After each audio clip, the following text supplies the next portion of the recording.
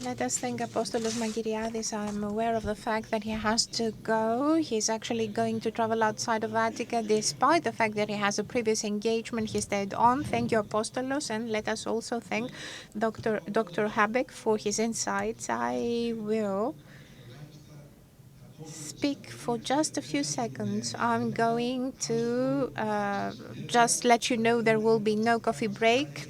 Remember, uh, we have to make sure that since we're running late, we catch up. We've been talking a lot about free market, so take advantage of your time, step outside, have your coffee or snack, and then come back inside. We are trying to save time. Having said that, I'd like to thank the team, all the panelists, for properly managing our time. Our dear speakers today are indeed top notch, each of them in their specific sectors, and we're going to have there you have the list behind me. We are going to be very, very focused in our discussion, so we'll make sure that we don't go on, but instead have general discussions or other discussions that are to the point. And after all, the encouraging is that let me remind you of our fundamental axis. We are saying that there is a lagging behind in terms of digital skills. This is not just typical of Greece, it's European. So we have low digital productivity. This is interwoven with something that Mr. Habeck reminded us of. Reindustrialization has many aspects. So we, ANA, have tried to be innovative there as well. And we did what? We said that if you want to have reindustrialization in Greece, you have to make it all-embracing, to make sure that you encompass our competitive advantages, including hospitality, the shipping industry. So that is almost half of our economy. So we have to make sure that we take due care of that by having digital labs, more digital upskilling and reskilling. And we have talented young people who are writing code. They're coming up with apps and solutions. Their solutions and apps can be exported.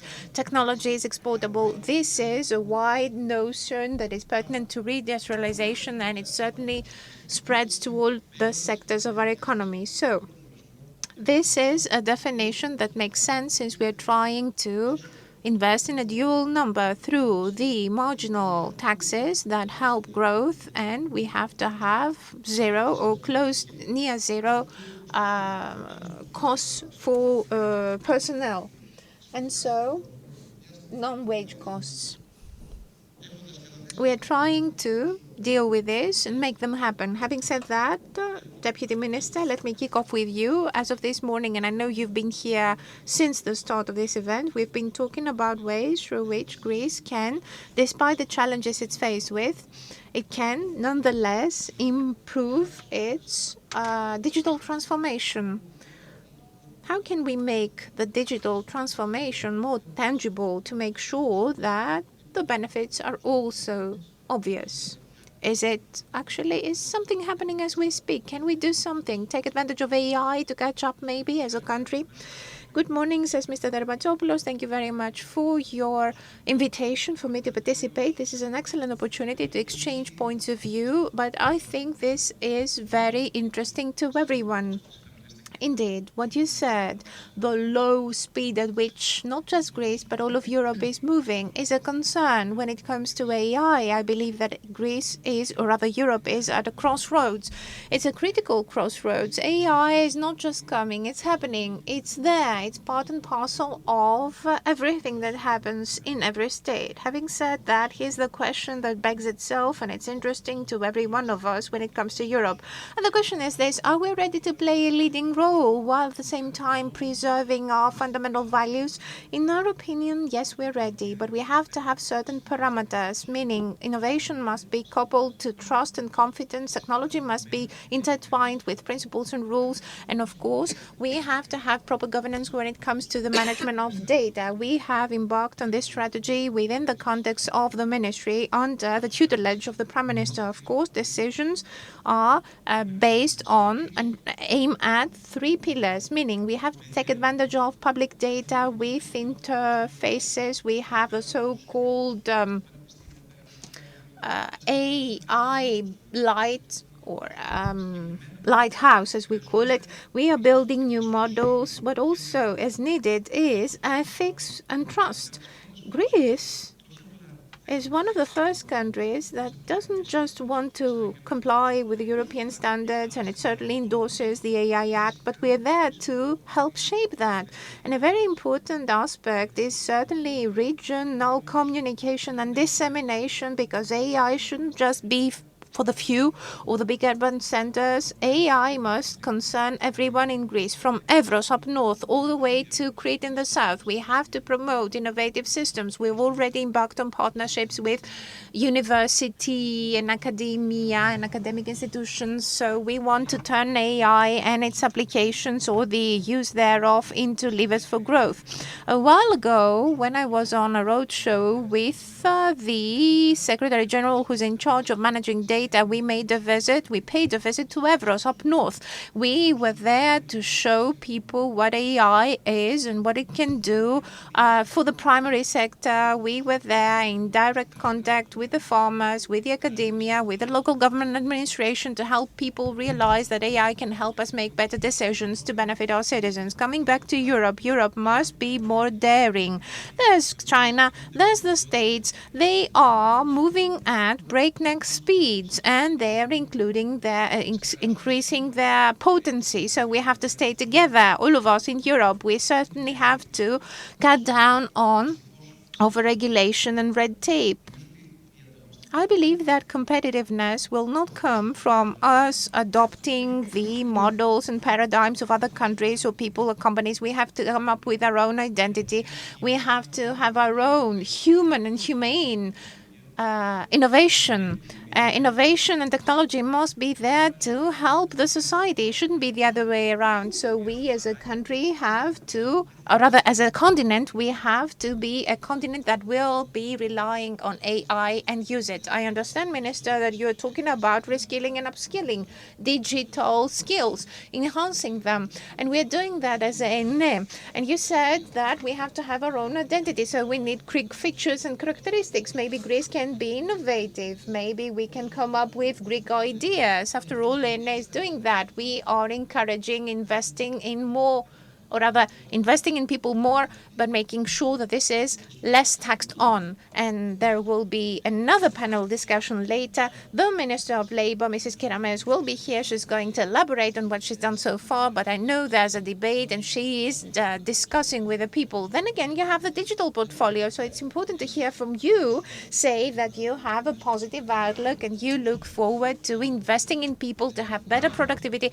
Technology shouldn't control people. People should control the technology. Yes, it's exactly like that. And I know that Mrs. Kerameos will be talking about this. But then again, our ministry is investing in that direction. We are there to give more incentives to people. We see that in practice. Let me talk about land registry, the cadastre.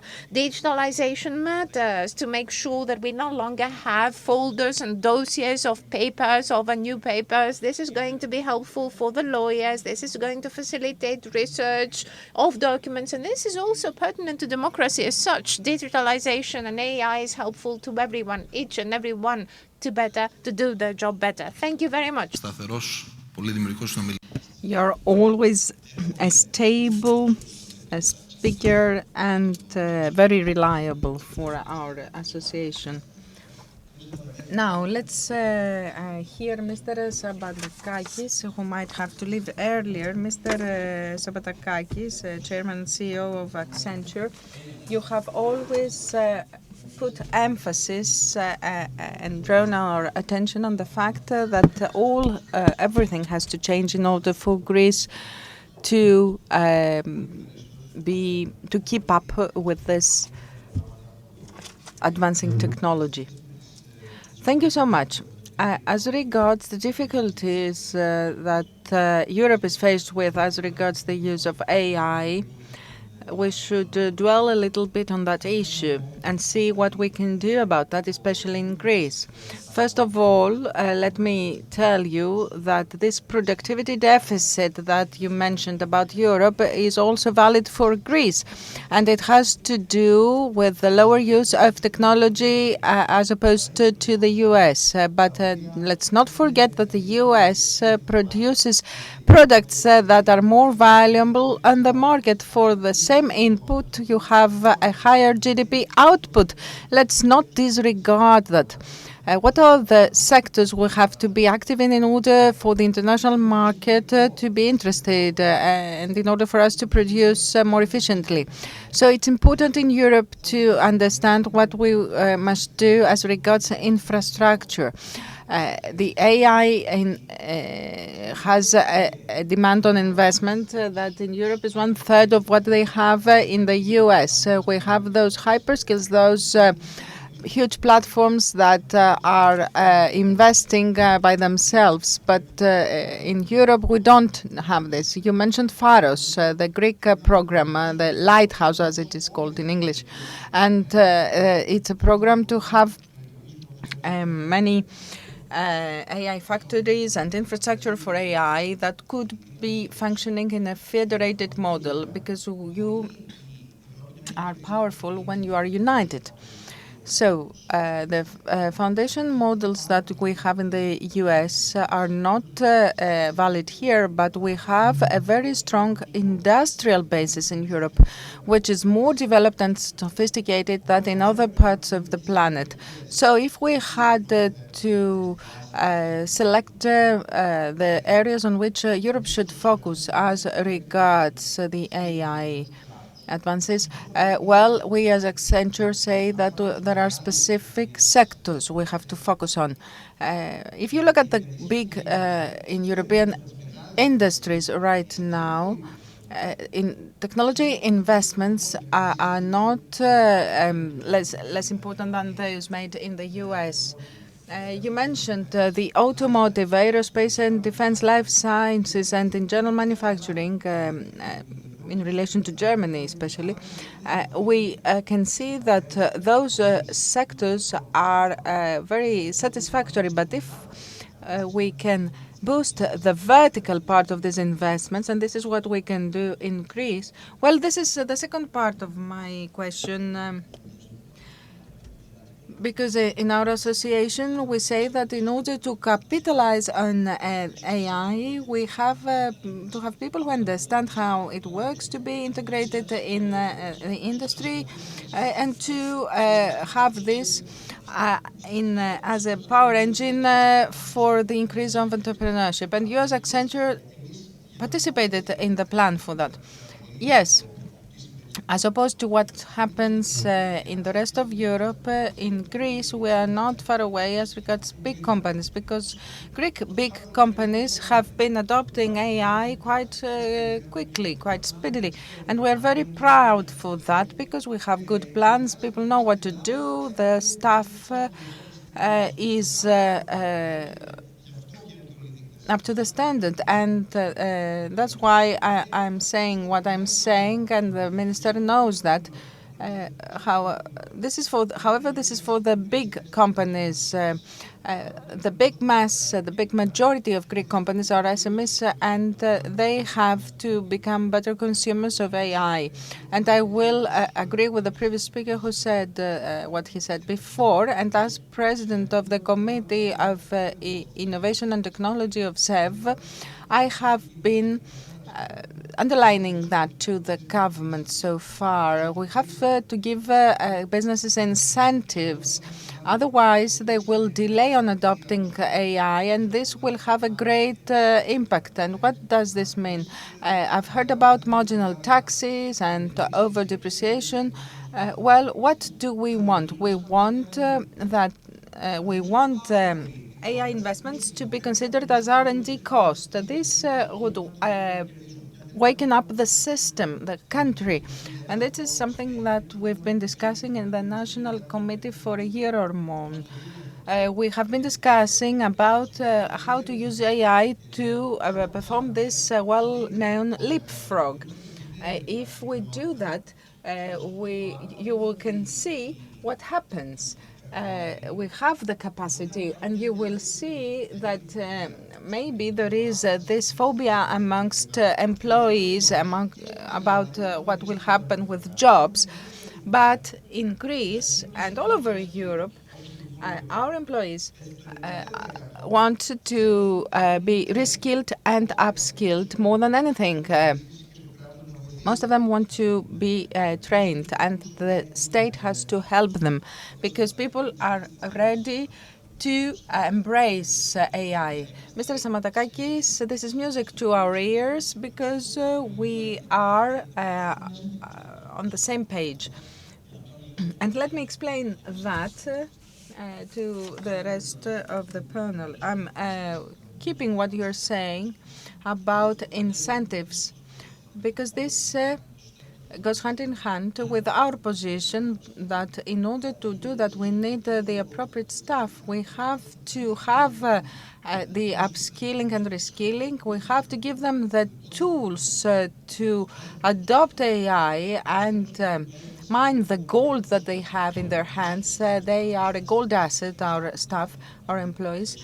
And an average employee will perform better, but in order to do that, a business has to invest in upskilling and reskilling. And then this is our second position, better measures for depreciation. 10-10 and then 40-40 so that an investment can close in 4 years and in this way in the field of AI we can move on to the next investment very quickly. So, for research and innovation, this is a very important measure. It has gone up to 300% if we deduct it, but it has to be in this category in order to be deducted. So, invention, innovation, and technology, incentives for skill up, reindustrialization, AI, all of these things have to be combined. Now, we have a guest from Silicon Valley, Mr. Tarsanidis, who has put that in practice. Then we have Professor Doukidis, because he is a professor of e-business, one of the first in the field of AI in Greece, the absolute brain gain, and he came back a few years ago. And on my left, we have a person active on machine learning and AI in the most advanced centers of the world. Yorgos Ledges, a professor from Columbia Business School, MLAI. For productivity. I will start with you, not because of seniority, because you did everything before the others were born. Hello, I started in 1950. Last year, we had to celebrate a Nobel awarded to a Greek. Well, he was a researcher on AI, but he is not the first. Herbert Simon from Carnegie Mellon in 1978 was the first to get the Nobel. AI has suffered a lot in recent years. It's been through its ups and downs. Now we're in the up phase. Let's hope that we won't go to the down phase, because when AI was used in critical sectors, we didn't achieve the results expected. Now, let's move on to Europe. We have had 4 waves of AI. The 2 easy ones are the so-called generative AI, what we are all using with ChatGPT, etc. Then we have Agentic, which has started as a smart agent, a smart helper, because businesses are doing this now. However, Europe has lost the game because we have big companies from the US who are doing this. And then we have the other 2, data analytics, smart algorithms, machine learning, etc., that analyze data. And the big issue there is algorithms and data. And fortunately, in Europe, we have plenty of talent, as Mr. Samatakakis said.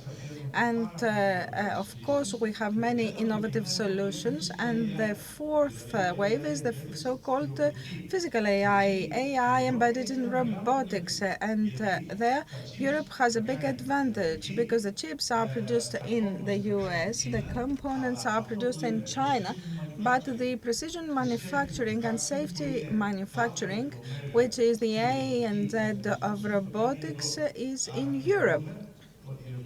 So we believe that Europe does indeed have two opportunities to play a role.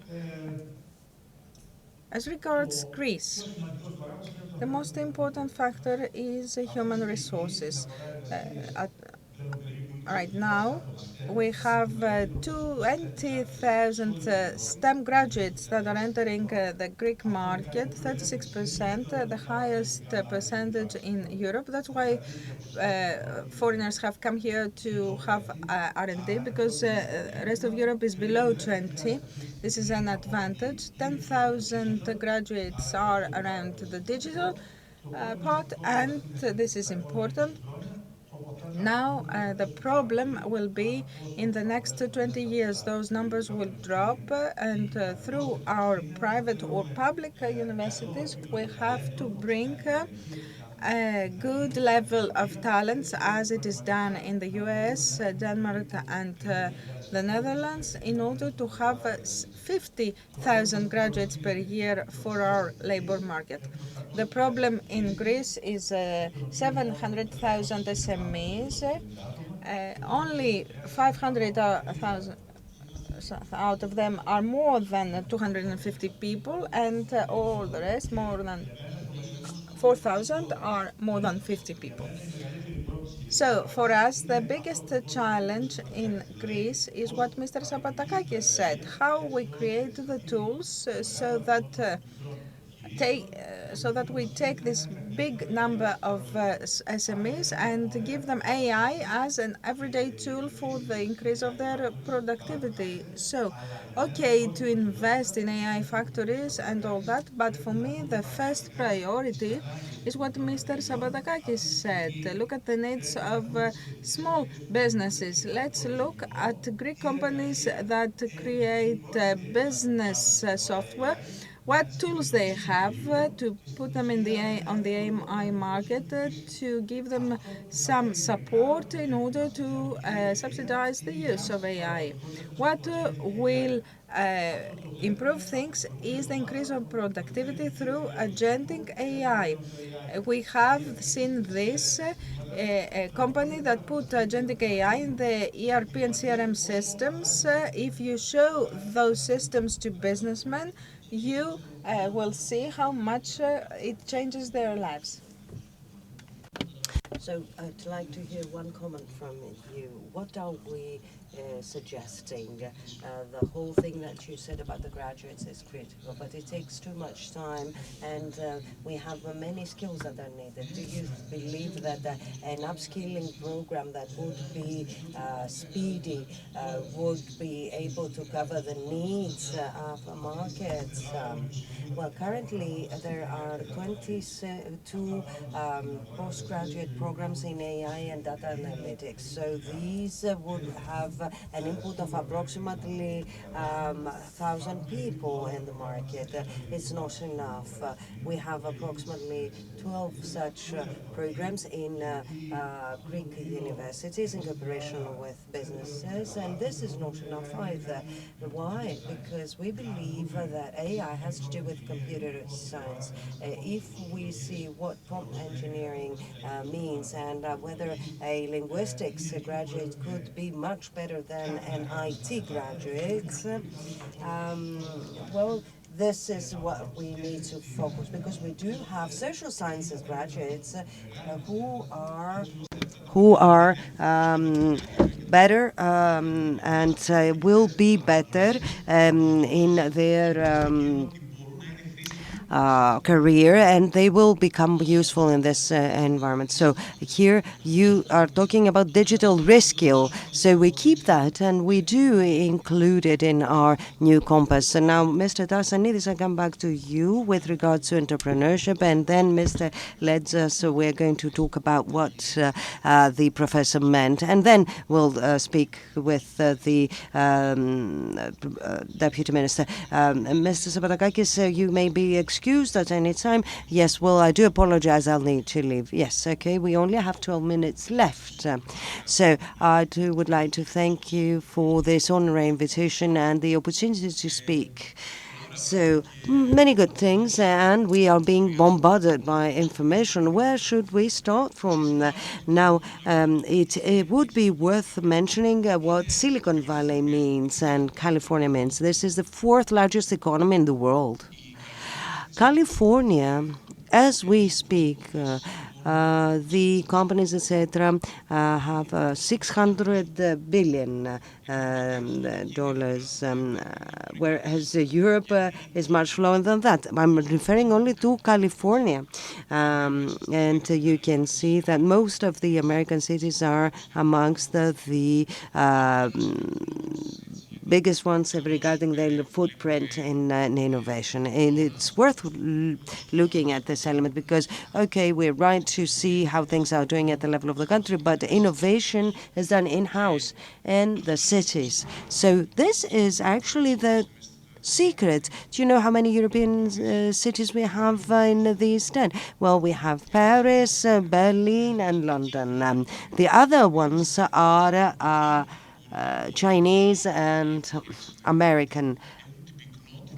Why is this level important? Because this is where we have density of information. It's easier to exchange information and cooperate if we are to take a leap. But we also need to take into consideration how the measures that we implement and we design allow for the creation of local hubs. So we had a lot, and I'd like to share my view on that with regard to the influence from the states and the human resources. Europe does have the human resources, and definitely Greece is ranking first with regard to the human resources in IT. The thing is, can we retain these people here? No. A large percentage of these people innovate from the States. So yes, we need to continue, but we need to also see how we are going to give them more opportunities here. There was an informal statistics that one out of three founders of large AI companies in the States is European. So I think that this should concern us. Well, yes, you on my left, you are mostly staying abroad. Yes. So we need to take this into consideration as well, because it is of the essence. How do we retain them, even if they are in the States? We talked about innovation and research, but I'd like to disagree on that. I don't think that large businesses in Europe do innovate. I don't have that picture in my mind, and I don't think that the statistics back it. Definitely not Europe. Let me share with you a piece of statistics you might not know from the previous Horizon Investment Capital, Horizon 2020. By every 10 million we invested, we had 0.6 patents created. So I don't need to say anything else. What is wrong with that? Well, this is due to the fact that we need to be competitive and we don't understand it, and we need to put at the core of the corporate strategy AI. Mr. Tassanidis, the second plexus of remarks. Please be very, very brief and very concise, because we are having less and less time each time. So give us the data. Yes. So entrepreneurship to me is much more important than education. We need to train people to entrepreneurial thinking.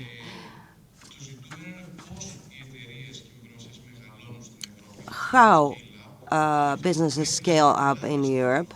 This is why they need to have clients in Europe and they don't. And what is the largest customer in Europe? Well, the government, the state. And usually Europe doesn't buy. Yes, well, that's all. This is important. And I imagine that the government or the state does not put pressure on the development of the technology.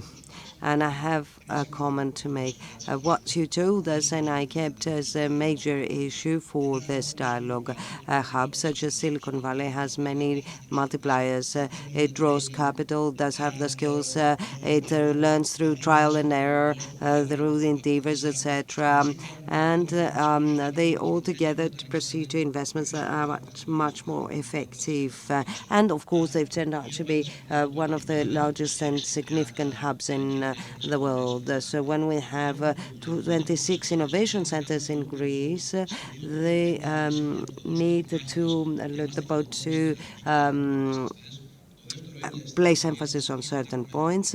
In technology, we need to have cutting-edge things with innovative elements and have our clients seek us if they are to be global competitive. And is this a good codification of things? Yes, I won't take too long. Yes, but I think that this is good. Okay, thank you. Thank you. Mr. Lenzas, thank you for the invitation in this excellent event.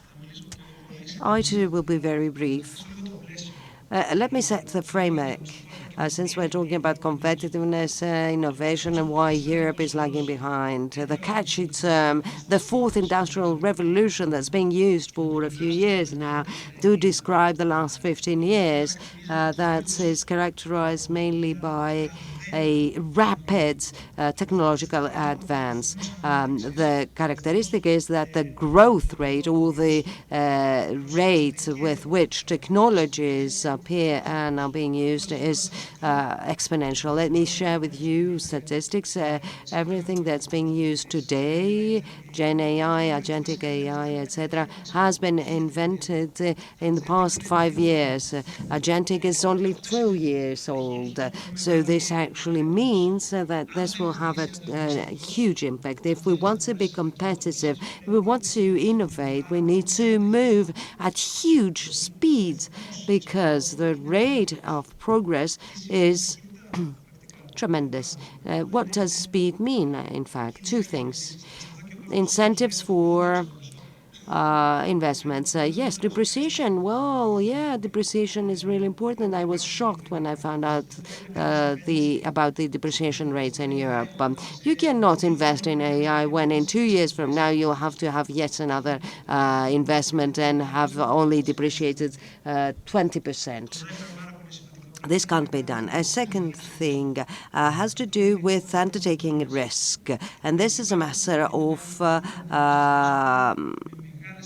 culture. In the US, we do have the risk-taking culture because we can't move fast without taking risk. In Europe, we are more conservative. We have to go through trial and error, etc. And this will not help you move fast. So if we indeed want to be innovative, etc., okay, we are dynamic, etc., but we need to move fast. And the pace is huge. Things in 2 years from now will be completely different. We only have 3 minutes left. So, George, I heard that we need to change culture and move on to a risk culture because sometimes we sit to see and wait where things will end. If we have to wait, we won't be competitive because what the hell can we do to catch up fast? So we need to move on fast enough. You see American companies, you see Apple, a huge company that hasn't undertaken many risks in AI and currently is considered to be lagging behind. So that's the main issue for me in competitiveness and innovation in Europe. But we and our culture are more conservative. We don't like undertaking risks. We want to check things out first, and we have to compete against US and China, where risk-taking is tremendous.